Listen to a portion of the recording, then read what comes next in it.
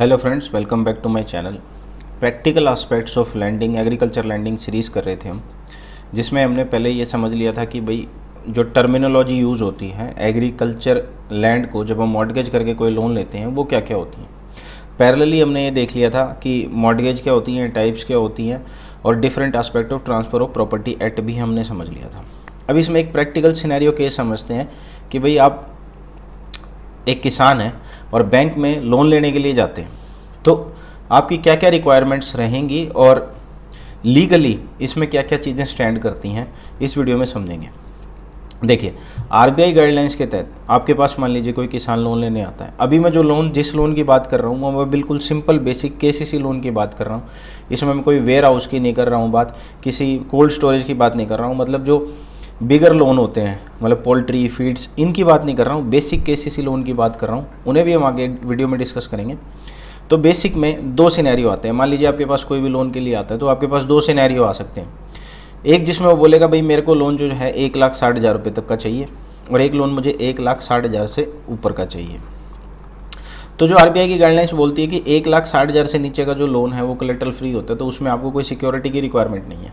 इस वीडियो में डिस्कस कर रहे हैं हम कि 1,60,000 से ऊपर का लोन आपके पास आया है, आपको फाइनेंस करना है और आपको उसमें सिक्योरिटी लेनी है, और सिक्योरिटी कैसे कैसे गवर्न करेगी, और जो एक लीगल रिपोर्ट देता है लॉयर बैंक्स में, उसका क्या क्या कंटेंट होता है उसमें, और क्या क्या उसमें समझना होता है, क्या क्या हमें देखना होता है, वो हम समझ रहे हैं।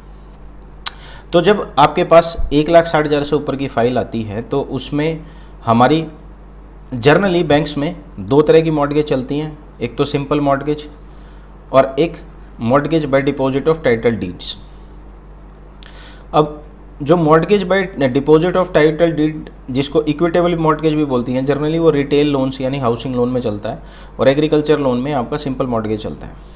अब सिंपल मॉर्टगेज के लिए एक मॉर्टगेज डीड रजिस्टर करवाई जाएगी,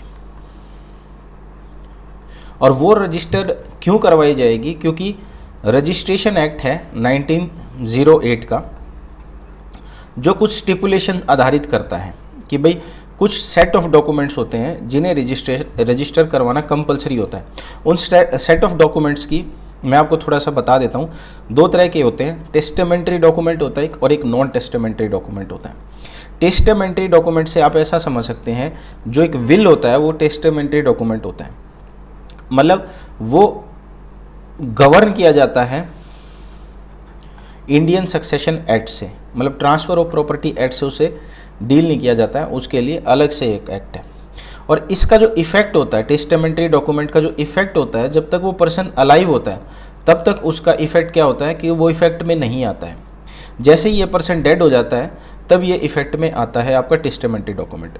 और जो नॉन टेस्टामेंट्री डॉक्यूमेंट होता है वो ऐसा इंस्ट्रूमेंट है, अदर देन विल है, वो क्या करता है, कोई भी डिस्पोजिशन ऑफ प्रॉपर्टी या इंटरेस्ट ऑफ प्रॉपर्टी के बारे में जो बात करता है वो नॉन टेस्टामेंट्री डॉक्यूमेंट होता है। तो सेक्शन 17 है आपका रजिस्ट्रेशन एक्ट का, वो बोलता है कि कोई भी नॉन टेस्टामेंट्री डॉक्यूमेंट होगा जो कोई भी राइट क्रिएट करेगा या कोई इंटरेस्ट क्रिएट करेगा of value 100 rupees immovable property में, तो उसका रजिस्ट्रेशन करवाना कंपलसरी है। अदर भी रजिस्ट्रेशन के क्लॉज होते हैं, जैसे हमने लीज में भी पढ़ा था, जब हमने लीज का टॉपिक कवर किया था तो हमने ये भी पढ़ा था कि उसमें भी कंपल्शन होता है उसको रजिस्टर करवाने का। ऐसे ही हमारा जो इंटरेस्ट क्रिएट होता है मॉर्टगेज प्रॉपर्टी के केस में, तो वो हमारे को रजिस्टर करवाना होता है अंडर सेक्शन 17। तो जो सबसे पहली प्रक्रिया इसमें होती है, जो फर्स्ट एंड फॉरमोस्ट चीज़ होती है कि एक मॉर्टगेज डीड आपकी लिखी जाती है, जिस पे आप एज ए बैंक भी साइन करते हैं और एक किसान एज ए बोरोवर उस पर साइन करता है। मैं आपको एक एसआरएम प्रैक्टिकली दिखाता हूँ वो किस तरह की होती है। ये हमारी एसआरएम होती है। एसआरएम में मतलब मॉर्टगेज डीड होती है, सॉरी। तो ये मॉर्टगेज डीड है जिसमें डिटेल्स होती हैं कि भाई ये किस किस के बीच में एग्जीक्यूट करी जा रही है, मतलब कौन कौन लोग हैं, जैसे कि इस केस में मॉर्टगेजर कौन है और मॉर्टगेजी कौन है, ठीक है।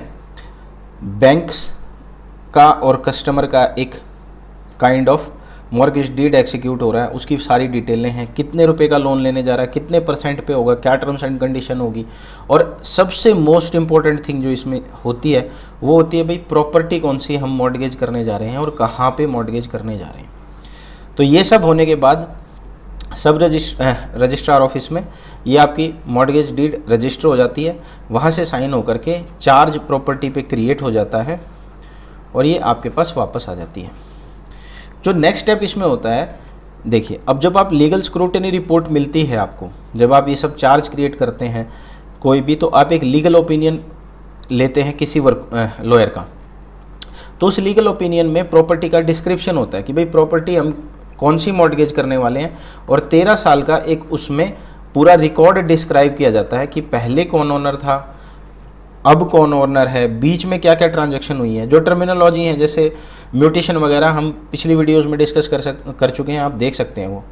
तो अब इस केस में देखिए जो हमने एग्जांपल लिया है, जैसे मान के चलिए 36 कनाल लैंड है और वो 735/1470 शेयर है टोटल शेयर का, यानी इस पर्टिकुलर खेवट में जिसकी लीगल ओपिनियन आपको मिल रही है उसमें 73 कैनाल्स 10 मरला लैंड है, जिसमें से इनकी ओनरशिप जो है इतने पार्ट की है और टोटल ओनरशिप इतनी है, ठीक है। और एग्जैक्ट मैं किले की बात करूं तो भाई ये किलाज है, मतलब ये उसकी खेवट है, खेवट में उसके ये किलाज नंबर है, ये रेक्टेंगल है। ये कैसे देखा जाता है ये भी हम वीडियो में डिस्कस कर चुके हैं।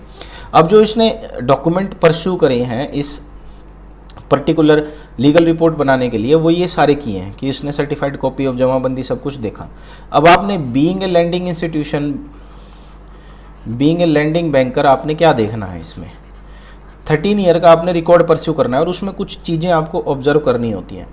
जैसे अब इसी केस सिनेरियो को डिस्कस करते हैं। जो 13 ईयर्स का रिकॉर्ड है इसका, वो किस हिसाब से दिया गया है। देखिए ये जो प्रॉपर्टी थी, ये बोलते हैं द प्रॉपर्टी अंडर रेफरेंस, पहले कोई जगतार सिंह होता था और जसपाल सिंह होता था। ये मान सिंह के 2 बेटे थे। मान लीजिए इस केस में जगतार और जसपाल थे, ठीक है। वो क्या करते थे, उनके पास 131 कैनाल 2 मरले लैंड होती थी। उन्होंने क्या किया, देर आफ्टर ये जो लोग हैं दोनों, इन्होंने क्या किया 36 कैनाल 7 मरलास जो लैंड थी, वो 37 कनाल 7 मरला लैंड उन्होंने क्या किया, सतनाम सिंह को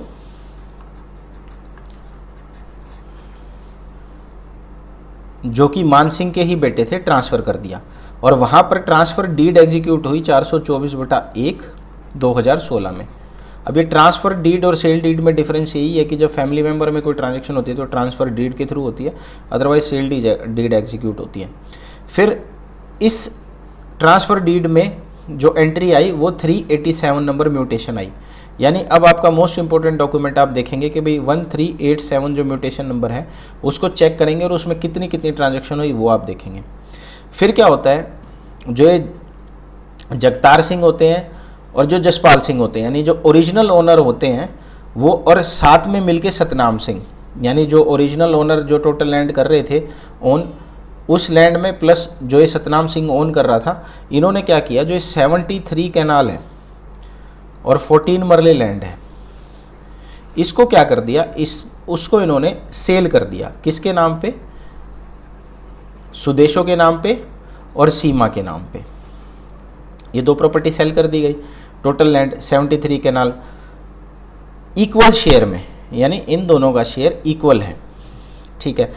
इस ट्रांजैक्शन को किस डीड के थ्रू किया गया, सेल डीड नंबर 1175 2018 में ये किया गया। प्लस इसमें जो म्यूटेशन एंट्री आई वो आई 1475।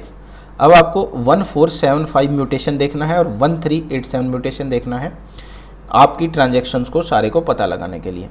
और फिर ये सब आप देखने के बाद फाइनल जमाबंदी देखेंगे कि एक्चुअल में ओनर वो है कि नहीं है। इसी से आपको पता लगेगा कि आप जिस प्रॉपर्टी को मॉर्गेज कर रहे हैं, जिसके अगेंस्ट लोन दे रहे हैं, वो जेन्युइन ट्रांजैक्शंस हुई हैं या नहीं हुई हैं। कई केसेस में कुछ प्रॉब्लम्स आती हैं, वो वीडियो के लास्ट में हम डिस्कस करेंगे। आप देख लीजिए जो पहले डिस्कस हुआ, जो जिस तरह से प्रॉपर्टी बताई गई, वो प्रॉपर्टी क्या बताई गई कि भाई 69 खेवट की प्रॉपर्टी थी, खतौनी नंबर ये था। अब सुदेशो देवी पत्नी जगपाल सिंह 1/2 भाग और सीमा देवी पत्नी रवि जो ऊपर हमने देखा था, इनका भी 1/2 भाग, यानी पूरी जो खेवट है उसमें इन दोनों का आधा आधा हिस्सा है। अब आप सोचेंगे कि इनको तो ट्रांसफ़र जो किया गया था, आप यहाँ पे देखेंगे तो बोलेंगे भाई 73 कनाल 14 मरले ट्रांसफ़र किया गया था। अभी आप जमाबंदी में कह रहे हो कि इनकी लैंड कम है, वो भी आपको हम समझाएंगे। देखिए अब इसमें क्या हुआ, इनके पास प्रॉपर्टी कैसे है। देखिए रेक्टेंगल नंबर 58 में किला नंबर 16 है जो 8 कनाल का है, यानी पूरा 1 किला हो गया यहाँ पे। ऐसे ही 17 है, इसकी मेजरमेंट कितनी है 6 कैनाल्स हैं। तो ये सारे इन किला नंबर की रेक्टेंगल नंबर पे ओनर हैं इन पर्टिकुलर किलाज की, और ये टोटल लैंड है। इसमें से जो ये देखिए टोटल लैंड में से एक ये यहाँ पर 2 मरले लैंड और इधर ये 2 मरले लैंड, ये ट्यूबवेल है, ये मतलब गैर मंजूर बोलते हैं इसको, ये मॉर्गेज नहीं होती है। तो इनका टोटल जो इस खेवट का आया वो आया 73 कैनाल, 73 कैनाल्स 10 मरलाज। अब उसमें ये दोनों 1/2 1/2 की ओनर हैं, जो कि हमारी ओरिजिनल प्रॉपर्टी आ जाती है 36 कैनाल। अब इस 36 कैनाल को कन्वर्ट किया जाता है एकड़्स में और स्केल ऑफ फाइनेंस से मल्टीप्लाई करके आपका लोन जितना बनता है वो दे दिया जाता है। अब वो पूरा जो केसीसी लैंडिंग एक टॉपिक करेंगे उसमें हम देखेंगे कैसे काम करती हैं चीज़ें। अब इसमें क्या होता है, जो सारी ट्रांजैक्शन हमें देखनी होती है, हमें ये देखना होता है कहीं शेयर ऑफ माइनर तो इन्वॉल्व नहीं है। मैं आपको एक प्रैक्टिकल सिनेरियो बताता हूँ। मेरे पास एक लोन प्रपोजल था जिसमें लैंडिंग करते टाइम मुझे पता चला था जो फाइनल ओनर था, फाइनल ओनर में मेरे पास एक पॉली हाउस का केस आया था। तो उस केस में क्या था, वो प्रॉपर्टी ट्रांसफ़र होते होते फाइनल ओनर के नाम आ गई थी। तो जनरली एग्रीकल्चर लैंड में शेयर में भी जब शेयर होता है, जैसे इस केस में हिस्सा है, पर्टिकुलर डिफाइन नहीं है भाई कौन सा किला सुदेशों का है, कौन सा किला सीमा का है, ये पर्टिकुलर एग्जैक्ट किला डिफाइंड नहीं है, ये शेयर होल्डर्स हैं। तो पॉली हाउस के केस में क्या होता है कि पॉली हाउस तो एक पर्टिकुलर किले पे लगेगा, भाई मान लीजिए ये उसकी एग्जैक्ट लोकेशन है, यहाँ पे ही आप लगा सकते हो, यानी शेयर में नहीं लगा सकते हो। जब 2 लोगों का शेयर है तो आपको पता होना चाहिए कौन से किले पे लगाओगे। तो इस केस में क्या हुआ था, मेरे केस में ये जो प्रॉपर्टी दी जा रही थी उसमें इसका एक 14 साल का भाई भी था। जब सारी ट्रांजैक्शन देखी तो उसमें पता लगा कि एक 14 साल का भाई भी है। और अब जब 14 साल का भाई भी है तो हम उसमें ये पॉइंट आउट नहीं कर सकते कि कौन सा पार्ट ऑफ लैंड किसका है, यानी पार्टीशन नहीं है लैंड में, यानी माइनर के साथ आप कॉन्ट्रैक्ट नहीं कर सकते। इस केस में अगर मैं मान लीजिए कोई एनओसी लेने जाता हूँ या कुछ भी लेने जाता हूँ इसकी, तो मिलेगी नहीं क्योंकि वो लीगली वैलिड ही नहीं है। तो उस केस में हमने उस पर्टिकुलर को फाइनेंस नहीं किया था क्योंकि उसमें उसका पर्टिकुलर किला डिफाइंड नहीं था और माइनर का शेयर था। तो हमें ध्यान रखना होता है कि पूरी ट्रांजेक्शन में कहीं माइनर का शेयर ना हो, और इन केस अगर ऐसा कुछ शेयर होता भी है तो मतलब एक पर्टिकुलर खेवट को एग्जैक्ट करने के लिए, मतलब एग्जैक्ट किला नंबर के लिए कि भाई ये किला मेरा है, तकसीम किया जाता है, जिसको तकसीम बोला जाता है। मतलब जॉइंट होल्डिंग जब होती है और जब उसको पार्टीशन करते हैं तो उस ट्रांजैक्शन को हम तकसीम बोलते हैं। तो इस तरह से हमें सारी लीगल सिक्योरिटी रिपोर्ट देखनी होती है, समझनी होती है और डिसाइड करना होता है कि हमें फाइनेंस करना है कि नहीं करना है। आई होप आज का वीडियोज़ और उसकी निटिग्रिटीज़ आपको समझ आई होंगी। प्लीज़ आप चैनल को लाइक शेयर एंड सब्सक्राइब ज़रूर करें।